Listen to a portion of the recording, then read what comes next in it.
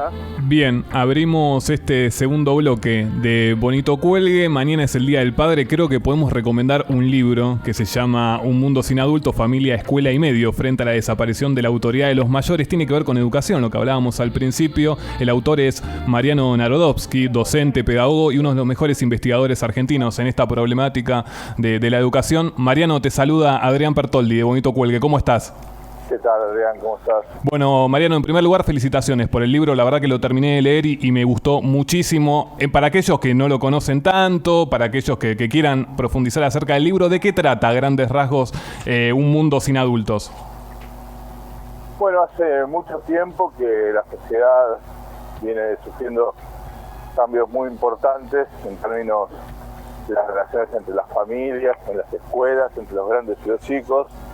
Cambios que todo el mundo percibe, cuando dice que ahora los chicos saben más, que los chicos se manejan solos, que los chicos saben más que los grandes se quieren parecer a los chicos. Bueno, todas esas frases están hablando de un cambio de época muy importante, y lo que hice en ese libro fue explicar cuál es la lógica de ese cambio de época, de cómo la autoridad de los mayores, que hasta ahora era imbatible, era incuestionable, pasa a ser una especie de rémora del pasado, en la cual ya obedecer a un adulto, como pasaba hace 50 años, estaba muy mal visto.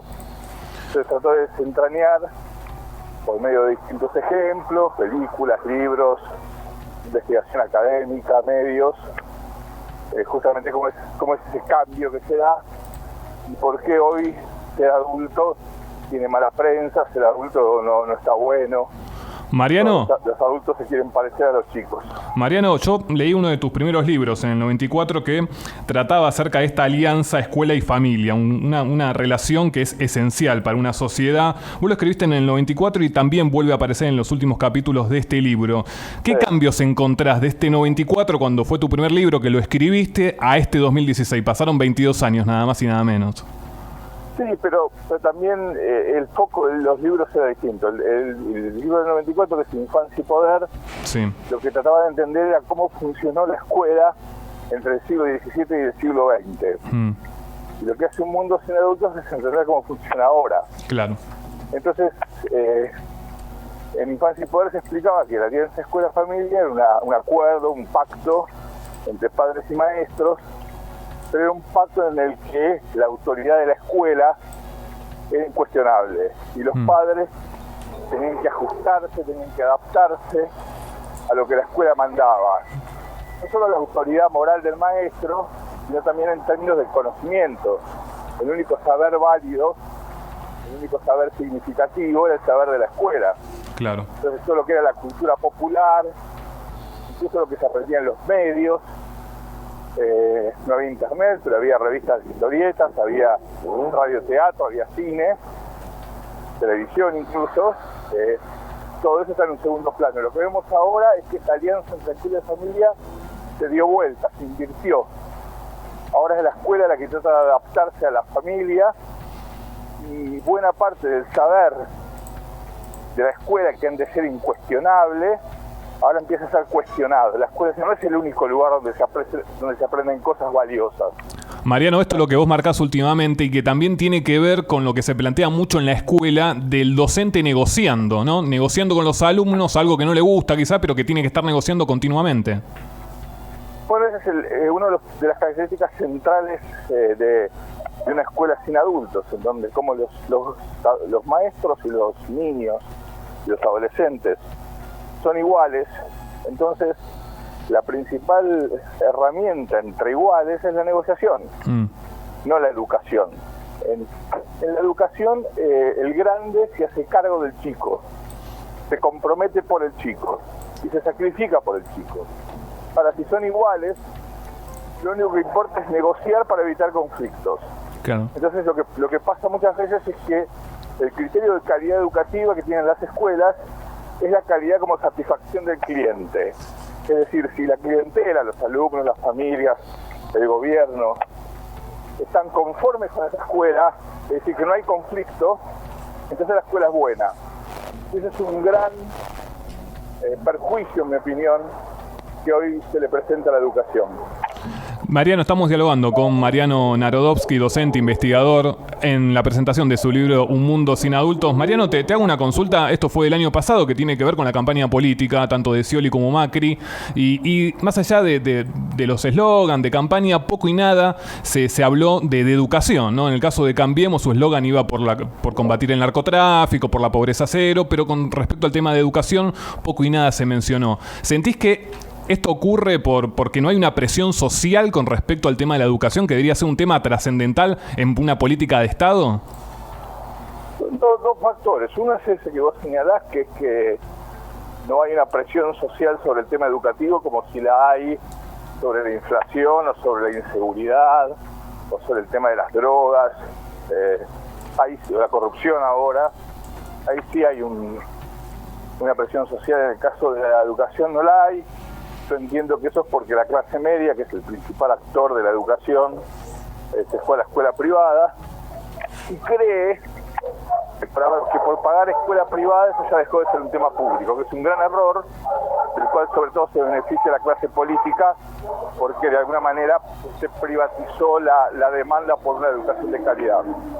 Entonces ese es uno de los problemas. El segundo problema es que, bueno, nuestra clase dirigente no demuestra interés por el tema educativo. No hablo solamente de los políticos, los empresarios, los sindicalistas, los religiosos, bueno, nosotros los intelectuales. No demostramos interés. A ver, no demostramos interés en términos generales, en términos de proyecto. Por supuesto que, bueno, a mí me interesa y hay muchas personas a las que les interesa. Incluso me consta que a Mauricio Macri también le interesa, pero no es un tema de personas, claro, sino de núcleos de dirigencia, de consensos básicos en la sociedad y en el Estado. Esos consensos no existen, a diferencia de lo que fue el fin del siglo XIX, la época sargentina, la generación del 80, a diferencia de lo que fue incluso el primer peronismo, donde la clase dirigente realmente tenía un proyecto educativo que te puede gustar o no, pero había. Sí. Hoy lamentablemente no está presente ni siquiera para empezar a discutir algo, ¿no? Eso es lo más complicado. A veces aparecen noticias que para los especialistas en educación son muy importantes y no mueven el perímetro de los medios, a la sociedad no le importa y la clase dirigente no le da una respuesta sólida a los problemas que se presentan. Buenas tardes, Mariano. Iván Alexis Nordi te saluda. ¿Cómo estás? ¿Qué tal? ¿Cómo estás? Quería consultarte respecto a qué consideraciones tenés hacia el futuro, teniendo en cuenta lo que mencionabas anteriormente de la relación de igualdad que hay hoy en día en el aspecto de la educación, y si pensás que este abandono de la comunicación verticalista puede llegar a trasladarse en el tiempo, o pensás que puede esto retrotraerse. ¿Qué evaluás para el futuro? Bueno, es una pregunta muy interesante y es lo que estoy trabajando en este último año y medio después de que entregué Un Mundo Sin Adultos a la editorial. Déjame decirte primero un tema histórico. Esta situación en la que vivimos, en la cual los chicos saben más que los grandes, o la sociedad considera que los chicos saben más que los grandes, en donde ser anciano no tiene perdón, donde ser viejo no vale nada, no es la primera vez que pasa en la historia de la humanidad. La antropóloga Margaret Mead descubrió científicamente que hubo otras épocas en la historia de la humanidad donde pasó esto, que son épocas como la nuestra, de cambios tecnológicos tan violentos, tan constantes, tan disruptivos, que solamente aquellos que se educan con esos cambios, que se procesan, que aprenden con esos cambios, que son los chicos, son capaces de entender lo que pasa. Muchas veces pasó eso en la historia de la humanidad y después, en periodos de amesetamiento de esos cambios, las cosas vuelven a revertirse a favor de los adultos y de los viejos. Sin embargo, creo que en este caso no podemos esperar eso para las próximas décadas. Creo que esos cambios, que no son solamente tecnológicos, en el sentido de los celulares o de las pantallas o de las computadoras, también esos cambios en la cultura, cambios en la economía, en las relaciones sociales de la producción, multiplicación infinita del conocimiento. Bueno, eso lo vamos a seguir entendiendo, lo vamos a seguir observando en las próximas décadas. Entonces, frente a tu pregunta, está claro que la escuela, como que la conocemos, que las escuelas como las conocemos, que son un invento del siglo XVII, no se ajustan a la nueva realidad, porque las escuelas funcionan en base a maestros, que son los adultos que saben, a una pedagogía de la espera, porque hay que esperar mucho tiempo en la escuela para que sucedan cosas, mientras que nuestra sociedad es una sociedad de la realización inmediata, de onda, no sé qué es lo que quiero, pero lo quiero ya. Entonces se produce una situación muy disruptiva entre una escuela del siglo XVII que no se termina de morir y una realidad que es completamente distinta fuera de la escuela. Mi opinión para los próximos años es que vamos a asistir a cambios muy violentos respecto de eso, que las escuelas van a empezar a reconfigurarse de una forma tan distinta que todavía ni siquiera somos capaces de imaginarla. Pero dudo de que de acá a unas cuantas décadas esas escuelas que conocemos sigan funcionando de la misma manera. No por el tema de las tecnologías en términos de hardware, no porque reemplacemos los pizarrones por computadoras. Claro. Pensar así es muy básico y muy sencillo. Lo que van a cambiar son las relaciones sociales dentro de la escuela. Lo que va a cambiar es el lugar del que sabe. Lo que van a cambiar son los tiempos y los espacios. Yo entiendo que van a cambiar de una manera tan brutal que ya la palabra escuela va a quedar chica para lo que va a venir. Pero todavía creo que ni siquiera somos capaces de imaginar eso. Mariano, te quería hacer la última pregunta y sé que te estamos molestando, pero la verdad que es muy interesante primero al leer tu libro. Y en el caso particular mío, yo soy estudiante en cuarto año del profesorado de Historia del Joaquín B. González y te hago la consulta acerca de lo que tiene que ver, digamos, cómo se puede enseñar sobre enseñar hoy. Digamos, ¿qué realidad ves, cómo ves esa actualidad de los profesorados, tanto en la ciudad como en otros lugares, en otras provincias del país? ¿Cómo ves esa cuestión del profesorado? Bueno, me parece que es una cuestión central. Los últimos 2 capítulos de Un Mundo Sin Adultos en algún sentido están dedicados a qué significa educar en un mundo sin adultos. Y en todo caso, qué significa formar educadores en un mundo sin adultos. La cuestión conceptual es que no podemos seguir formando educadores para una escuela que no existe. Claro. Es decir, para la escuela de la disciplina, de la autoridad, del silencio, de la vigilancia, de la obediencia. No discutamos si lo nuevo es bueno o es malo, no lo sé, pero claramente los institutos de formación docente muchas veces siguen operando como si la realidad no hubiera cambiado. Claro. Los esfuerzos que hacen a veces son en términos de didáctica, de aplicación de nuevas tecnologías, que no está mal, pero a veces se forma un docente para una escuela que ya no existe. Claro. Entonces lo que ocurre es que los maestros y los profesores recién recibidos empiezan a trabajar y se les produce una enorme angustia y una enorme decepción porque ellos creen que están haciendo las cosas mal, porque las cosas no son como se las habían mostrado. Y además hay una cuestión mediática y también de otra índole donde aparece que el docente está mal formado. Está esa idea de que el docente está mal formado y esta idea que vos planteás es mucho peor. No, en realidad son 2 niveles distintos. Cuando se dice que los docentes están mal formados, se lo hace sin ninguna evidencia. Y la verdad que en Argentina los docentes están bien formados, por lo menos para lo que es la Argentina, comparando a la docencia con cualquier otra profesión similar, o comparando a los docentes argentinos con docentes de países similares.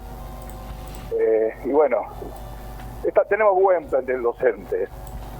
Lo que pasa es que la clase política suele usar el argumento de que los docentes están mal formados o están mal capacitados como una coartada para no discutir los grandes problemas de organización que tiene el sistema educativo. Claro. Porque la formación docente depende del instituto de formación docente o depende de los propios docentes. En cambio, la organización del sistema educativo depende de la política. Entonces, cuando le echan la culpa a la capacitación docente, se están sacando ellos la culpa de lo que tendrían que hacer y no hacen. Y además le hacen un enorme desfavor a la educación, porque claro, hace 20 o 30 años que en Argentina se dice que los docentes están mal capacitados. Claro. Entonces, ¿cómo la educación va a tener legitimidad? Y te están diciendo hace 30 años que los docentes no tienen capacidad para educar, que además no es cierto. Entonces me parece que eso es un nivel del análisis que está impuesto por la política y que es una forma de zafar de los desafíos que la política tiene. A lo que yo me refería con la otra cuestión es que las instituciones de formación docente tienen que estar organizados de una manera mucho más autónoma, en donde los propios institutos puedan tomar decisiones acerca de lo que les conviene a los futuros docentes y además acompañarlos en los primeros años de su trabajo. Que es fundamental y que no pasa. Que sería un cambio mucho más importante, mostrarles a los docentes, a los futuros docentes, la realidad de la escuela que existe hoy y no el deber ser de una escuela que ya no existe. Mariano, felicitaciones por el libro, te agradecemos, justo un sábado, un gran abrazo, muchísimas gracias, realmente felicitaciones por el libro, lo recomendamos para que lo puedan leer y bueno, estaremos esperando el próximo material que esperemos que sea dentro de poco. Un gran abrazo y mil gracias. Bueno, muchas gracias. Nos Bien, vemos. Estuvimos dialogando en Bonito Cuelgue acerca de la educación, de otros temas también que a veces no son tan mediáticos, lo sabemos, pero bueno, en Bonito Cuelgue le damos lugar y tenemos el espacio y agradecemos por eso. Pasó Mariano Narodowski, uno de los mejores pedagogos argentinos en Bonito Cuelgue.